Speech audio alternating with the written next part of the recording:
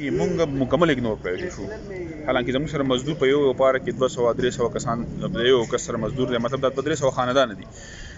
نو موږ 2-3 پیرې چغه واله چې په روډ باندې ځای وبنوم کو دغه موږ حکومت پوس موږ سره راشي، موږ له سې سوفیس تیار کی پاغي په دغه باندې زموږ کاروبار نو څنګه چې نور ریلیف ورکړي موږ کولاو کو سوفیس په فالو کو کولاو کې موږ هر قسم کله چې میټینګ کیږي نو لاول نمبر ته زموږ پارک کوي نه سې سوفیس ته نه سبل سره موږ ډیر مجبور شو.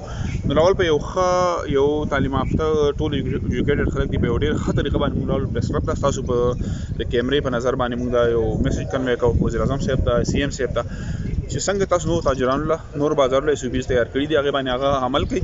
موږ هم داسې عمل کوو، موږ هم په دې لس کې موږ تاجرانو نه جدا کین او زموږ د دې سوفیز وغیرہ څه تیار کړي. پاکستان له ټول دلته راځي او سیل لپاره راځي، د ټوریزم دغه حکومت کولاو کړی دی.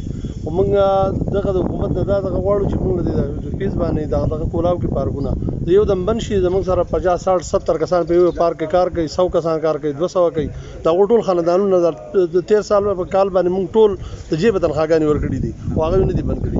او اوس را باندې دا بیا راغلی لاکډاون باندې بیا راغی نور هر څه کولاو دی هم پسې راځي وایي بند کړي. تاسو موږ د حکومت نه دغه کوو چې زموږ سره د نور به شان سلوک وکړی شي، موږ د طریقه کار تیار کړي.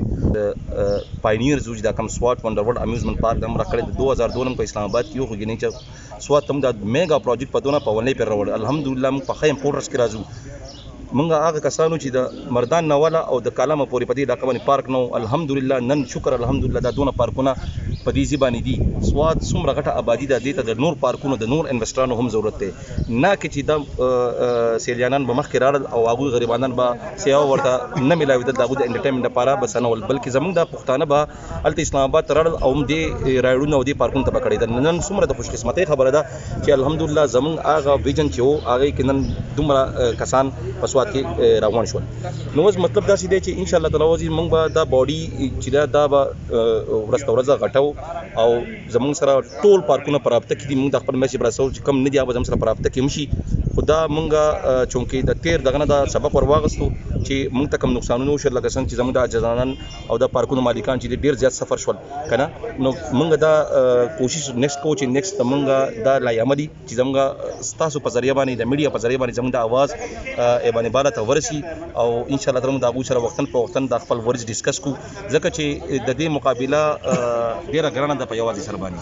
نو موږ به انشاءالله تعالی د دوی سره لمحه په لمحه ولاړ یو او د پاکستان له طرفه به انشاءالله تعالی د دوی که په اسلام آباد کې که په کوم ځای کې مې انشاءالله تعالی تقریبا په 7 تاریخ باندې زموږ د دې تحریک کاروان والے سره او د هغوی سره میټینګ دی، د هغې طرف موږ د خپل فورس سټرینتن کوو او انشاءالله تعالی مزید به دا سیوا کېږي او د خپل میسج به په خپل سټرانګ طریقه باندې انشاءالله رسو. تھینک یو ویری مچ.